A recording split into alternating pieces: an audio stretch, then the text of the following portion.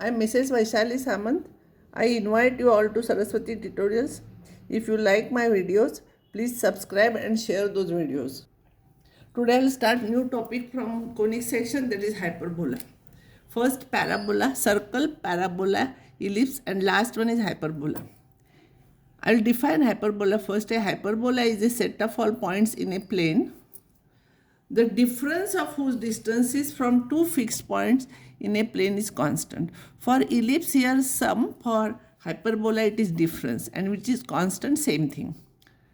Two fixed points are called foci. It is same like ellipse of the hyperbola. The midpoint of the segment of joining foci is called center of the hyperbola, same as ellipse. The line through foci is called transverse axis. If these are two foci, this is called as transverse axis. There we call major axis, here transverse axis. The line through center and perpendicular to the transverse axis is called conjugate axis. There in ellipse we call major axis, minor axis, here transverse axis and conjugate axis. Now conjugate axis, the point of intersection of hyperbola and transverse axis are called vertices. These are called vertices. Where the curve meets, no, these are vertices of the hyperbola. F dash are foci, A dash are vertices. Suppose A dash is 2A and F dash is 2C. O is origin and midpoint of F dash. So because this is 2A and this is origin, its coordinate will be A comma 0 minus A comma 0. This is C comma 0, this is minus C comma 0. An important thing in ellipse, we have derived this, but here it is not derived. We have to remember this. There C square is A square minus B square. Here C square is equals to A square plus B square. This is very important. Like in ellipse, how we use C square is equals to A square minus B square very often while solving problems. So here also we have to use this. Now eccentricity of the hyperbola is denoted by E, and E is C by A. For ellipse, E is less than 1, and for hyperbola, E is greater than 1. And because E is greater than 1, C by A is greater than 1, so C must be greater than A. Therefore, focus is here, vertex is here. C must be greater than A. How I have derived equation of the hyperbola general equation. Like this I will derive general equation of hyperbola. If at all this question comes, there will be derived equation, general equation of hyperbola question comes, there will be more marks for this. So study carefully. It is just like ellipse, only little difference is there. So once you are perfect in ellipse, this is easily you can do it. Now I will tell you, see here. Let f dash be f comma f dash be foci, and length of f dash is 2. See, O is the midpoint of f dash, and A dash are vertices, and A dash is 2A. And therefore, because they are on x-axis, A I will take it as A comma 0, F will be C comma 0, A dash this side and F dash this side, so they are minus here. A lies on the hyperbola. A lies on the hyperbola. Vertex, no, it is. A lies on the hyperbola. So by definition of hyperbola, difference of whose distance from foci. So this minus this is constant.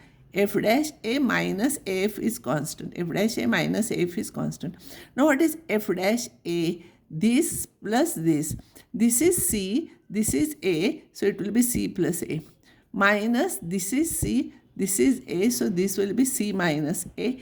And this C cancels, so you will get 2A. So constant, very important thing, we got 2A. In ellipse also we got 2A. Now like ellipse only, if you want to take equation of anything, you have to take Pxy point on this. So Pxy if you take on this branch, then F dash C minus Fp will be constant. If you take here, then Fp minus F dash P will be constant. So here I have taken this here. So here Pf dash minus Pf is 2A, because constant already we got. So Pf dash is by distance formula x plus c whole square plus y minus 0 whole square, square root of that. Minus Pf will be what? Pf will be x minus c whole square plus y minus 0 whole square, square root of that is equals to 2A. Now as I told you, if I'll square this, so middle term will have 2 into bracket this into this, it will be very large number inside the root sign and problem will become complicated. Like ellipse, Ellipse also we did the same thing. We are shifting this here. In ellipse it is plus sign. We are shifting here. It becomes minus. Here it has become plus. So I have written this. Now square both the sides. So square of this with square root sign will go. This is of the type x plus y whole square. So x square plus 2xy plus y square. So square of this plus 2 into this plus square of this, remove square root sign. See, I have simplified this here. Now 2xc minus 2xc I will bring here. So 4xc and this 4a square here I will bring here. So without root sign I will bring all the terms here, and with root sign only one term is there, I will keep it here. So remember that method. So 4 cancels from all the terms. So xc minus a square is equals to a into bracket root of this. For ellipse here you are getting minus sign, here it is here you are getting plus sign. Let it be minus or my plus. When you will square, that will go. I will square this. Square of this will be a square into remove square root sign. So square of this will become x square c square minus 2xc a square plus a raised to 4. This will be a square x square minus 2a square xc plus a square c plus a square y.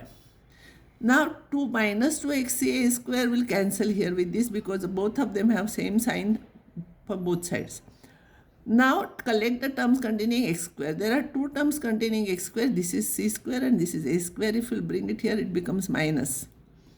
Minus, I will bring y square. There is only one term here. It is plus. It will become negative. And without x and y, I will take terms here. A square c square minus a raised to 4.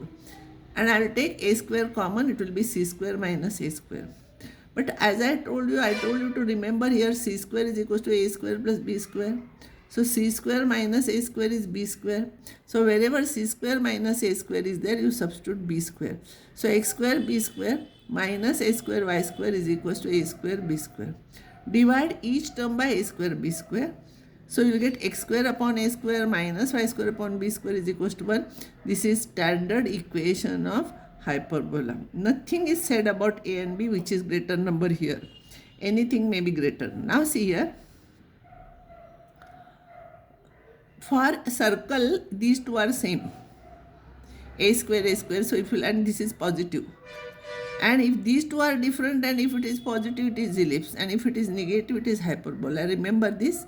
Then I will derive some more important things about hyperbola, and then I will take types of hyperbolas. Now see why the shape of the hyperbola is like this. I will explain you. This is our equation of hyperbola. Equation is in even degree in x and y.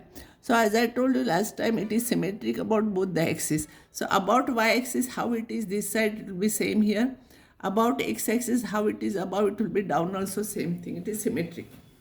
Now where it cuts x-axis, it cuts x-axis at y is equals to 0. If I'll put y is equals to 0, you will get x square upon a square is equals to 1. So x square is equals to a square. So x is equals to plus or minus a.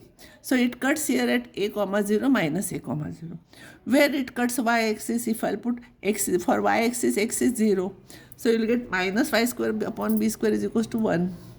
Therefore y square upon b square is equals to minus 1, which is not possible because this is perfect square. It is always positive and this is negative. Any positive number cannot be equals to negative number. So this is not possible. So curve never meets y-axis. Say curve never meets y-axis. Now x square upon a square is equals to 1 plus y square upon b square. You shift this term here. So as I will take increase the values of x, y will also increase because both must be same. And therefore curve is not bounded. Now as x value of x increases, y also increases. So curve will go like this only. It will not come back. It will go above. It will not come back. So its diagram is like this.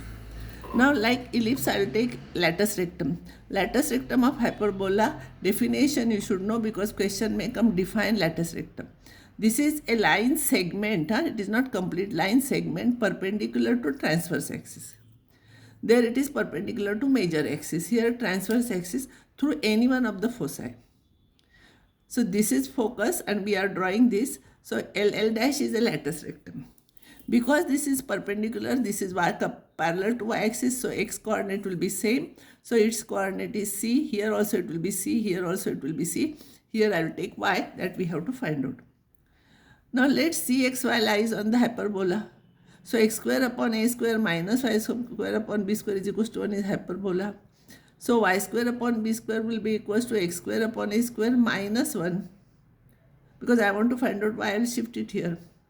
So x is equals to c lies on it. So c square upon a square minus 1. Take LCM. C square minus a square upon a square. But you know c square is equals to a square plus b square. I told you to remember this. So c square minus a square will be b square. So substitute this b square. So y square upon b square is equals to b square upon a square. So y square is equals to b raised to 4 upon a square. So y is equals to plus or minus b square by a. So this side it is plus b square by a. This will be minus b square by a. C is same. And therefore, end points of the lattice rectum are L, C, b square by a, L dash C minus b square by a. These are the end points you have to remember. And length of the lattice rectum will be, this is b square by a, this is b square by a. So it will be 2b square by a. You will have to remember. Same formula like ellipse. So I will stop here, and next time I will take types of hyperbola and I will take some problems based on that.